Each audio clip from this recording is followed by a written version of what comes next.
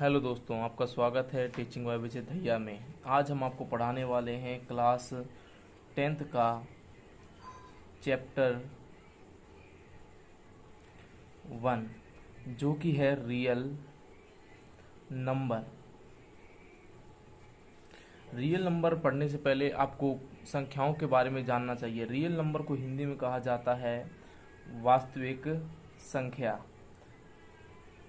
ये कहा जाता है रियल नंबर को हिंदी में वास्तविक संख्या। अब संख्याएं दो प्रकार की होती हैं, एक तो होती हैं वास्तविक और एक होती हैं काल्पनिक। आपके क्लास 10th में काल्पनिक संख्याओं के बारे में नहीं बताया गया है, बल्कि वास्तविक संख्याओं के बारे में बताया गया है। वास्तविक संख्याओं कब कौन कौन सी होकर जाती है, इसमें कौन कौन सी और भी संख्याएं आती हैं। देखिए, इसमें आती हैं प्राकृतिक संख्या, प्राकृतिक संख्या, पूर्ण संख्या, पूर्णांक, परिमेय, अपरिमेय। ये जो संख्याएं हैं ये वास्तविक संख्या के अंतर्गत आती हैं। अब अगर हमारी सवाल बनता है कि प्राकृतिक संख्या कौन सी संख्या होती है, तो प्राकृतिक संख्या जो 1 से शुरू होकर 2, 3, 4 और अनंत तक जाती हैं, कोई सी प्लस के अनंत तक जाती हैं, वे संख्याएं जो होती हैं प्राकृतिक संख्याएं होती हैं। अब पूर्ण संख्या कौन सी होती है? पूर्ण संख्या होती है जो 0 से शुरू हो और 1, 2, 3, 4 ऐसे ये भी अनंत तक जाती है। पूर्णांक कौन से होते हैं? पूर्णांक भी होते हैं जो 0, 1, 2, 3, 4 जो प्लस में भी हों और इधर ये माइनस में भी चलें, -2, -3। तो प्लस और जो माइनस की संख्याएं जो आ जाती हैं वो पूर्णांक होती हैं। अब होती है परिमेय संख्याएं। परिमेय संख्याएं क्या होती हैं कि जिन्हें P/Q के रूप में लिखा जा सकता है और P और Q में से अधिकतम जो कॉमन आना चाहिए वो 1 आना चाहिए इन दोनों में से, यानी सहभाज्य होनी चाहिए संख्या। सहभाज्य का मतलब क्या होता है कि जिनमें से क्या है अपना जो कॉमन है वो 1 आए। और नीचे का Q नॉट इक्वल्स टू 0, यानी Q जो है वो 0 नहीं होना चाहिए। जैसे 0 एक परिमेय संख्या है, 1/2 इसे परिमेय संख्या कह सकते हैं, 3/4 इसे परिमेय संख्या कह सकते हैं, क्योंकि इन दोनों में से एक कॉमन आ रहा है। लेकिन यदि हम इसको कहना चाहें 3/6 तो हम इसको नहीं कह सकते, क्योंकि इसमें से कॉमन 3 आएगा। लेकिन अब हम अगर इसको काट दें तो ये हो जाएगी 1/2। तो ये तो नहीं थी, लेकिन 1/2 ये कैसी है? ये एक परिमेय संख्या है। और अपरिमेय संख्याएं कौन से होती हैं? जितनी भी अभाज्य संख्याएं और उनके ऊपर रूट लग जाए, जैसे √2, 3, 4 को नहीं लेंगे, क्योंकि 4 जब आएगा तो वो 2 में आ जाएगा और 2 के नीचे हम 1 लगाकर उसको अभाज्य से वो क्या परिमेय संख्या बना सकते हैं, √10। तो ऐसी संख्याएं अपरिमेय संख्याएं कहलाती हैं। तो आप किताब में देख सकते हैं कि आपके सवाल में यूक्लिड प्रमेय के बारे में बताया गया है। अब यूक्लिड प्रमेय के बारे में हम थोड़ा कुछ समझते हैं। अब यूक्लिड प्रमेय होती क्या है? यूक्लिड प्रमेय होती है आपकी किताब में जो बताया गया A = BQ + R। आपकी किताब में ये दिया गया है A = BQ + R, लेकिन इसका जो सिंपल रूप हिंदी में होता है उसे हम लिखते हैं भाज्य बराबर भाजक गुणा भागफल प्लस शेषफल। ये हम क्या करते हैं इसको, ये इसी का रूप है कि हम इसको ऐसे लिखते हैं, लेकिन आपकी किताब में दिया गया है A = BQ + R।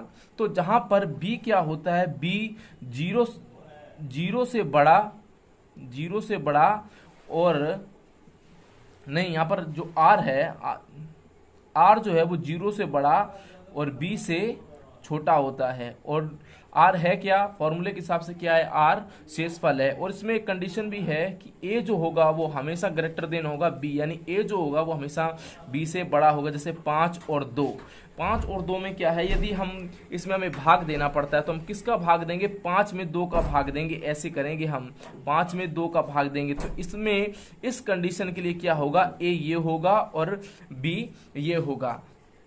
अब आपके सवाल में पहला बताया गया यूक्लिड विभाजन प्रमेय का प्रयोग करके HCF ज्ञात करें।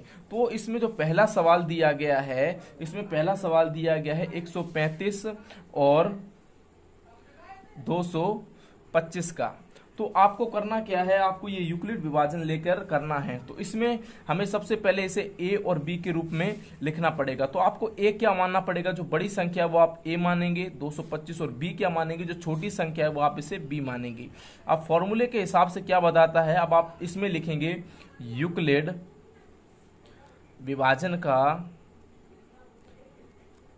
प्रयोग करने पर। देखिए अगर आप नंबर बाय स्टेप करेंगे तो आपको क्या है, जो एग्जामिनर है वो पूरे पूरे नंबर देगा, क्योंकि वो एक सफाई के साथ चाहता है। तो आप कैसे करेंगे कि ए लिख दिया, बी लिख दिया, और आप यूक्लिड विभाजन का प्रयोग कर रहे हैं। तो आपकी किताब में क्या दिया गया, ए बराबर बी क्यू प्लस आर, लेकिन आप लिखने को ये भी लिख सकते हैं भाज्य बराबर भाजक गुणा भागफल प्लस शेषफल। तो हम क्या करते हैं, इसको हल करने के लिए आपको सबसे पहले ए और बी तो पता लग गया। अब आपको भाग देना है। तो भाग कैसे देंगे, आप जो अपने अब तक देते आए हैं क्लासों में कि 225 को इसके अंदर लिखा और 135 यहाँ लिखा। तो हम सबसे पहले क्या करते हैं, इसमें हमें ये भाग तब तक देना है जब तक 0 नहीं आता। अब देखिए जब आप इसमें भाग देंगे 135 का, तो ये एक बार जाएगा और कितना आएगा, जब 5 में से 5 गई 0, और यहाँ पे 12, 12 में से 3 गई 90। तो हमारा जो है अब आगे हमारे पास भाग देने के लिए यहाँ पर कोई संख्या नहीं है, तो हमारा 90 तक आया, तो ये हमारा चरण 1 हो जाएगा। हमें इसे क्या लेना है, चरण के रूप में करना पड़ेगा, और तब तक करने पड़ेगा ये भाग जब तक 0 ना आ जाएगा। तो हमें सबसे पहले चरण 1 में लिखना क्या, सबसे बड़ी संख्या जो हमारे पहले क्या हुई, हमने किस में भाग दिया है, भाग जिसमें दे रहे हैं हम 225, इसे आगे लिखेंगे क्योंकि हमने इसमें भाग दिया, और किसका दिया 135, भाजक क्या हमारा 135 गुणा में। अब भागफल क्या आया है हमारा, भागफल आया है हमारा 1, और शेषफल क्या आया हमारा 90। तो ये हमारा क्या होगा, चरण 1। लेकिन इसके आगे कोई संख्या होती तो हम उसको फिर हल करते और शेषफल तब तक बताते।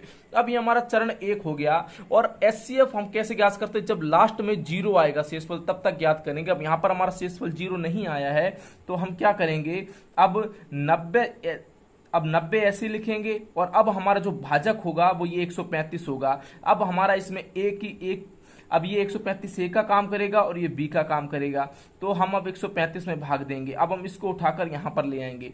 जब हम 90 में भाग देंगे तो क्या होगा, ये 90 एक बार जाएगा इसमें भी, तो आएगा कितना 45 आ गया। तो अभी भी ये भाग नहीं किया, तो ये हमारा क्या होगा, चरण होगा 2। कि क्या चरण होगा कि 135 अब हमारा भाजक का काम कर रहा है, भाज्य का काम कर रहा है 135, और 90 हमारा भाजक का काम कर रहा है, इनटू एक बार भाग गया है और 45 शेषफल आया है।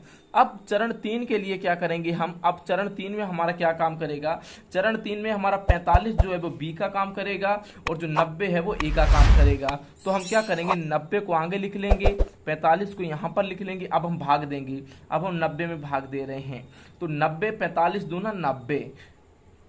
जब 2 बार 45 को 2 से गुणा किया तो 90 आ गया, तो हमारा शेषफल 0 आ गया। एक हिसाब से ये मैंने लगा दिया कैंसिल, 0 आ चुका है। तो 45 गुणा में 2 प्लस 0, तो हमें ये देखना किसकी वजह से 0 आया है। तो हम जान सकते हैं, हमने भाग देने में पता किया कि इस 45 की वजह से क्या हुआ है, 0 आया है। तो हम क्या कह सकते हैं, निम्न चरणों से स्पष्ट होता है। हमें ये लाइनें जरूर लिखनी पड़ती हैं ताकि इससे एग्जामिनर समझे कि जो हम कर रहे हैं वो जो बच्चे को है वो आता है। निम्न चरणों से स्पष्ट होता है कि 135 और 225 का HCF 45 होगा, कि किसकी वजह से 0 आया है ये हम देखेंगे। तो हमारा ये जो 1 है वो कंप्लीट हो चुका है। बंद करो बाबू।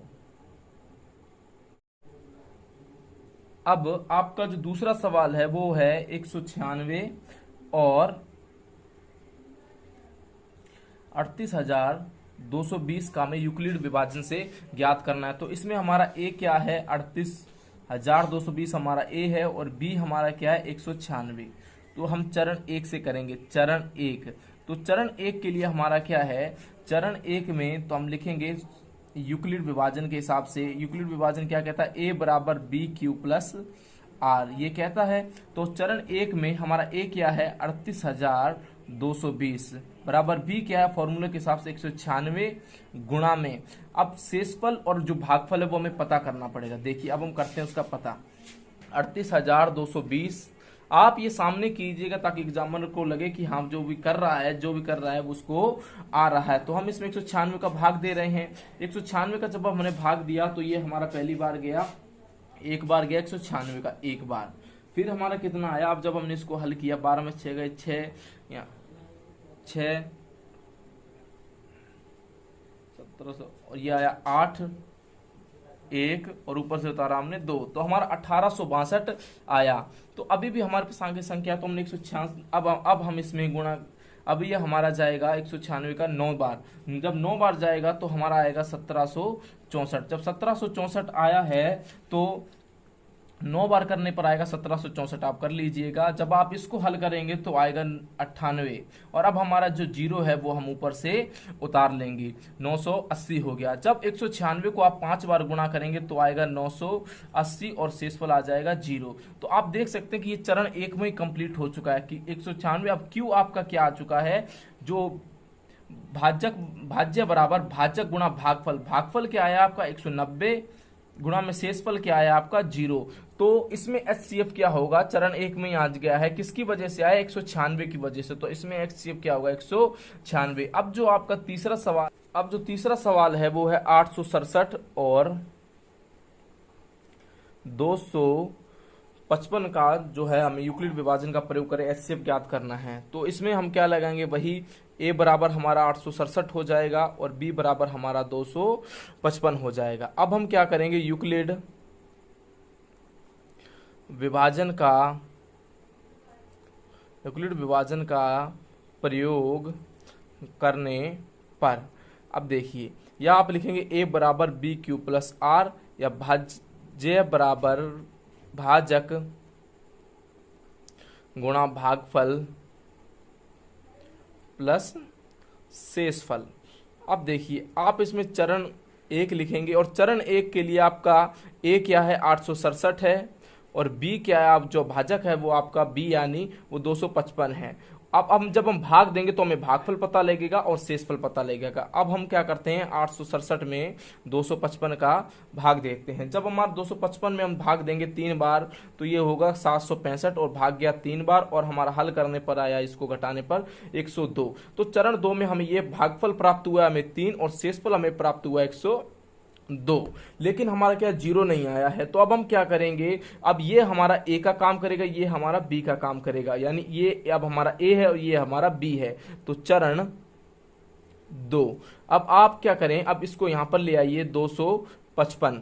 तो अब ये A का काम करेगा तो ये हो गया 255 बराबर 102। अब हमें जो आगे का भागफल यानी Q और R जो है वो पता करना है, यानी भागफल और शेषफल अब हम पता करेंगे। तो 102 में जब हम भाग देंगे 2 बार तो आएगा 204। जब हम 204 में भाग देंगे तो 5 में से 4 गया 1 और 5 का 5 और 0 0 51 आया। तो अभी भी ये नहीं हुआ है हल, तो हमारा भागफल 2 आया है और जो शेषफल है वो 51 आया है, ये हल अभी भी नहीं हुआ। तो हम लगाएंगे चरण 3। अब चरण 3 में क्या होगा, अब ये हमारा 102 है, जो 102 है अब ये हमारा A का काम करेगा और ये हमारा B का काम करेगा। तो यानी ये भाज्य होगा और ये भाजक होगा। तो हम 102 ये बड़ा है और 51 अब हम भाग देंगे, जब 51 को हम 2 से करेंगे तो आएगा 102 आ जाएगा 0, 2 पर गुणा किया 0। अब देखिए अब 0 आ चुका है तो HCF किसकी वजह से आया है, इस 51 की वजह से 0 आया है। तो HCF क्या हो जाएगा 51, या आप लाइन लिख के कह सकते हैं निम्न चरणों से स्पष्ट होता है कि 867 और 255 का जो HCF है वो 51 है। अब आपकी किताब में देखिए, अब ये पूछा गया कि दर्शाइए कि कोई धनात्मक विषम पूर्णांक 6q + 1, 6q + 3 और 6q + 5 के रूप का होता है, ये हमें बताना है। तो आप इसको कैसे करेंगे, आप क्या मानेंगे, सबसे पहले इस सवाल को करने के लिए हम ऐसे करेंगे कि 2 नंबर सवाल को क्या करेंगे कि हम लिखेंगे जहां A एक विषम पूर्णांक है, A एक विषम पूर्णांक है जो क्या है, जो 6 से बड़ा होगा, क्योंकि फॉर्मूला क्या कहता है A बराबर BQ + R। तो ये हमेशा क्या होगा, हमारा बड़ा होगा। और अब जब आप देखेंगे इसमें हम क्या लॉजिक लगा सकते हैं, ये देखिए 6q + 1, 6q + 3 और 6q प्लस 5। यदि आप इसकी सूत्र से तुलना करें, इस सूत्र से, तो आप देख सकते हैं कि b की जगह हमें 6 मिल रहा है। तो b का मान यहाँ पर क्या प्राप्त हो रहा है, 6 प्राप्त हो रहा है। b का मान क्या प्राप्त हो रहा है, में 6 प्राप्त हो रहा है। तो a अपने आप क्या होगा, 6 से बड़ा होगा। a जो होगा वो 6 से बड़ा होगा, तो a 6 से बड़ा है, ए 6 से बड़ा है। और मैंने आपको शुरू में बताया, तो आर क्या होता है, आर हमेशा 6 से 0 से बड़ा और 6 से छोटा होगा। तो आर यहाँ पे आपको 3 कंडीशन, आर की आपको यहाँ पर कितना मिलेगा, या तो आर 0 हो सकता है, या आर 1 हो सकता है, या 2 हो सकता है, या 3 हो सकता है, या 4 हो सकता है, या 5 हो सकता है, लेकिन 6 नहीं होगा क्योंकि बी से छोटा होगा। तो अब आपको करना क्या है, अब आपको लगाना है यूक्लिड विभाजन प्रमेय से a बराबर बी क्यू प्लस आर। अब आप क्या करेंगे, केस फर्स्ट लिखेंगे और क्या करेंगे, r बराबर आप 0 लेंगे, r बराबर आप 0 लेंगे। जब r बराबर 0 लेंगे तो a बराबर बी क्यू प्लस, अब हमने r के बराबर 0 लिया है तो 0। तो यहां पर क्या हो, ये b का मान क्या है हमारा, इसमें 6 है, b का मान क्या हमारा 6 है, तो a बराबर 6q। तो अब आप देखिए, हमें क्या बताना कि धनात्मक विषम पूर्णांक के रूप का होता है या नहीं। लेकिन ये क्या है, जब भी आप 6, ये एक क्या है विषम हमें बताना है, लेकिन ये एक सम संख्या है। अब आप कहेंगे कैसे, जब भी, अब यहां देखिए 6 को जब आप किसी भी संख्या से गुणा करेंगे तो सम संख्या ही हमेशा बनाती है। कैसे, 6 को आपने 1 से गुणा किया तो 6 होता है, 6 को आपने 2 से गुणा किया तो 12 होता है, 6 को आपने 3 से गुणा किया तो 18 होता है, 6 को आप मान लीजिए 7 से गुणा कर रहे हैं तो 42 होता है। देखिए आपने सम को भी गुणा किया है यहाँ पर और ये विषम को भी गुणा किया है, लेकिन आया क्या है, आया हमेशा सम संख्या का ही रिजल्ट है। तो ये जो 6 जब ये क्यू जो भी हो सकता है, क्यू गुणा होगा तो ये सम संख्या ही बनाएगा। तो ये तो हमारा रूप होगा नहीं। तो अब हम क्या करेंगे, लेंगे केस 2 क्या करेंगे, r बराबर 1 लेने पर, अब जितने हमारे r के मान है वो हम रख के देंगे। a बराबर 6q प्लस 1। अब देखिए 6q प्लस 1 ये तो सम बनाएगा, कैसे बनाएगा मैंने आपको बता दिया यहाँ पर ये हल करके कि ये कैसे बनाएगा। प्लस ये क्या है, विषम है, तो सम प्लस विषम हमेशा क्या बनाते हैं, विषम बनाते हैं। तो एक हमें मिल गया 6q प्लस 1।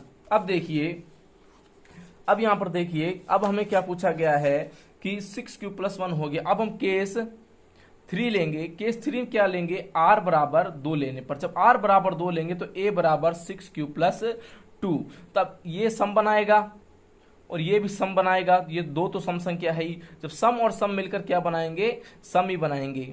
ये हो गया केस 3। अब हम केस 4 लेंगे, केस 4 क्या लेंगे, r बराबर 3 लेने पर। जब आप a बराबर 6q प्लस r की जगह जब आप 3 लेंगे तो ये तो बनाएगा सम संख्या, ये तो बनाएगा सम संख्या और ये बनाएगा विषम संख्या। जो सम और विषम मिलकर कैसी संख्या बनाएंगे, विषम संख्या बनाएंगे, विषम संख्या बनाएंगे। आप देख लीजिए नहीं हो तो, जैसे आप सम ले रहे हैं, एक विषम ले रहे हैं,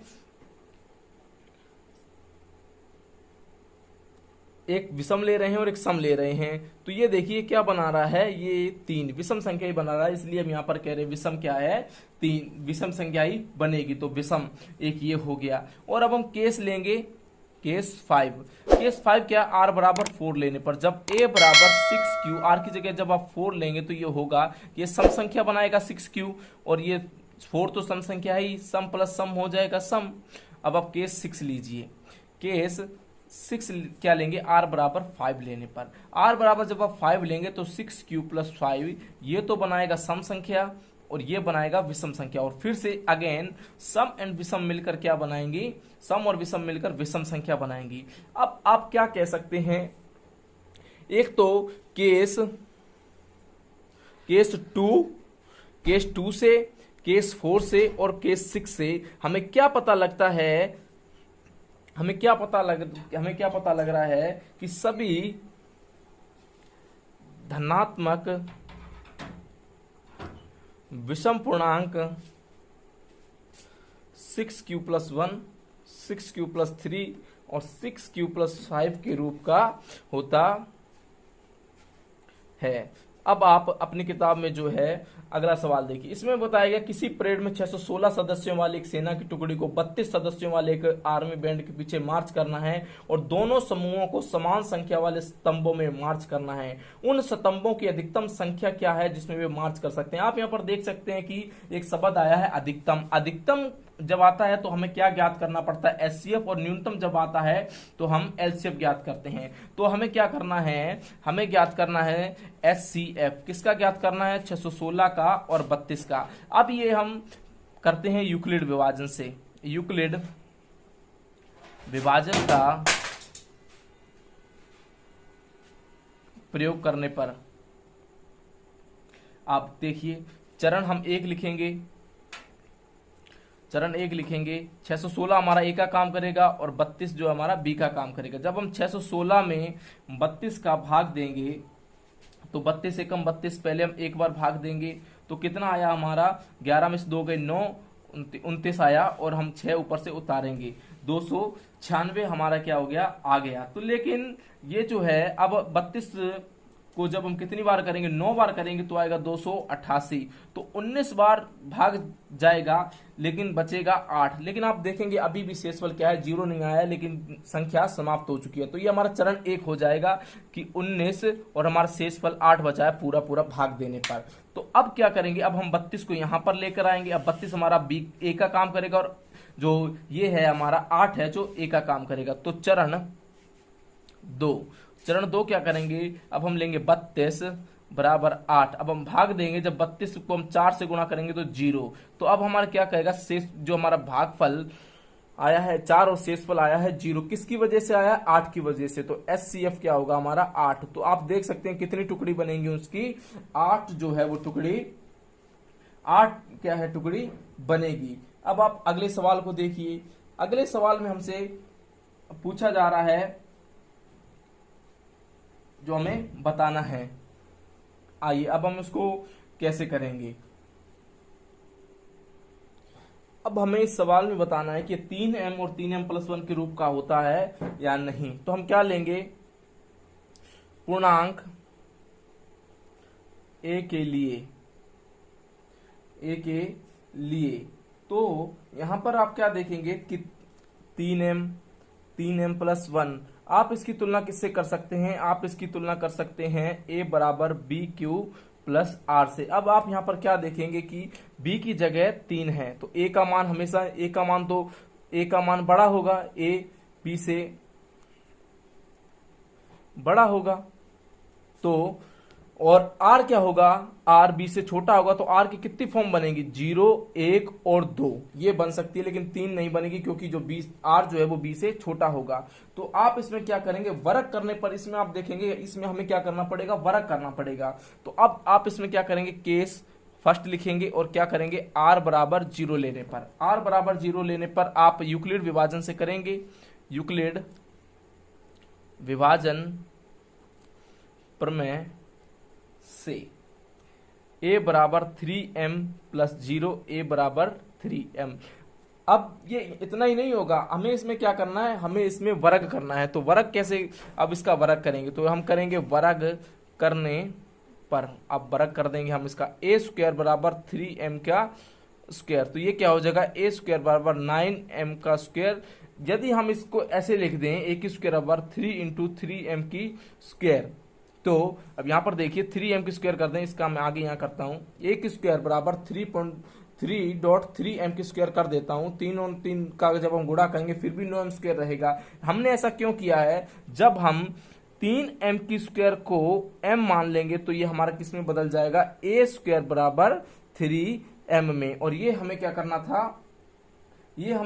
था, सिद्ध करना था। अब देखिए जब हम अब क्या करेंगे, इसका केस 2 लेते हैं। अब देखिए केस 2, r बराबर 1 लेने पर, जब आप r बराबर 1 लेंगे तो ये हो जाएगा a बराबर 3m+1। किससे, a a बराबर बी क्यू प्लस आर से। b का मान तो 3 था ही और हमने r का मान 1 लिया है। अब हम इसको करेंगे, इसको हमें क्या करना पड़ेगा, वर्ग करने पर, क्योंकि हमें वर्ग बोला गया है, वर्ग करने पर। तो a की स्क्वायर बराबर 3m प्लस 1 की स्क्वायर। अब आप एक फॉर्मूला पढ़े होंगे कि a प्लस बी का स्क्वायर का फॉर्मूला क्या होता है, a square plus b square plus 2ab। तो हम इसे कैसे करेंगे, a की स्क्वायर, जब हम 3 का स्क्वायर करेंगे तो 3m की स्क्वायर, 1 की स्क्वायर प्लस 2ab। अब देखिए a की स्क्वायर बराबर 3 का हम करेंगे तो ये हो जाएगा 9m की स्क्वायर प्लस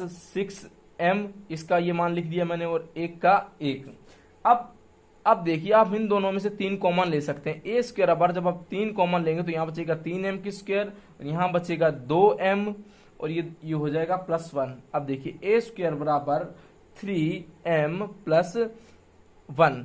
हम इसको क्या लेंगे, m लेंगे। कैसे लेंगे, 3 यहाँ लिखेंगे हम 3m की स्क्वायर प्लस 2m बराबर m लेने पर, जब आप m लेंगे तो ये हो जाएगा m, a की स्क्वायर बराबर 3m प्लस 1।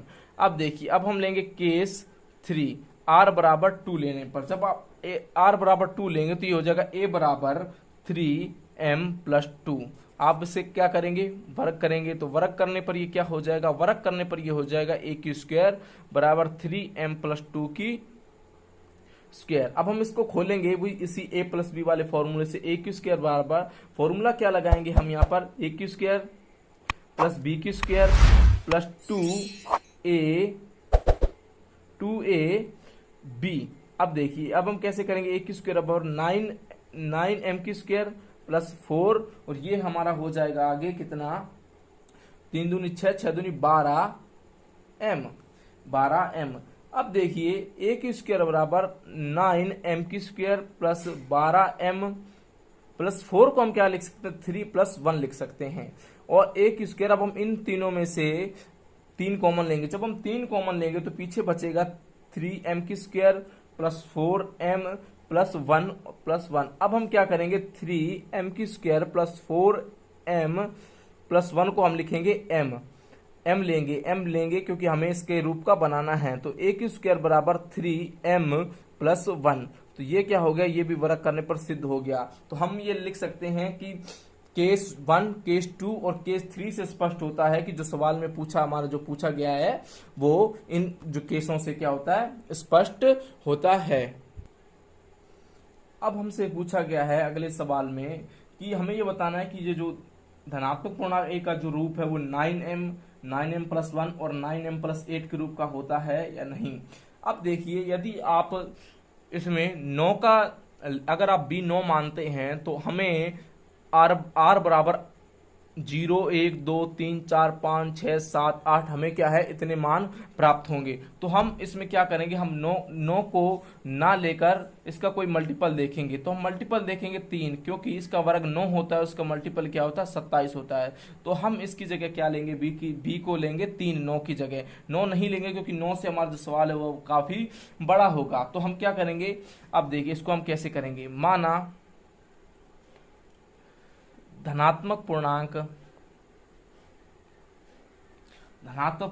a है और b हमने क्या माना है, b 3 माना है। क्यों माना ये मैंने आपको बता दिया है। तो r बराबर क्या हमें प्राप्त होगा, 0, 1 और 2, यही हमारे जो है शेषफल बन सकते हैं, क्योंकि यही 3 से छोटे हैं। तो अब हम क्या लगाएंगे, इसमें यूक्लिड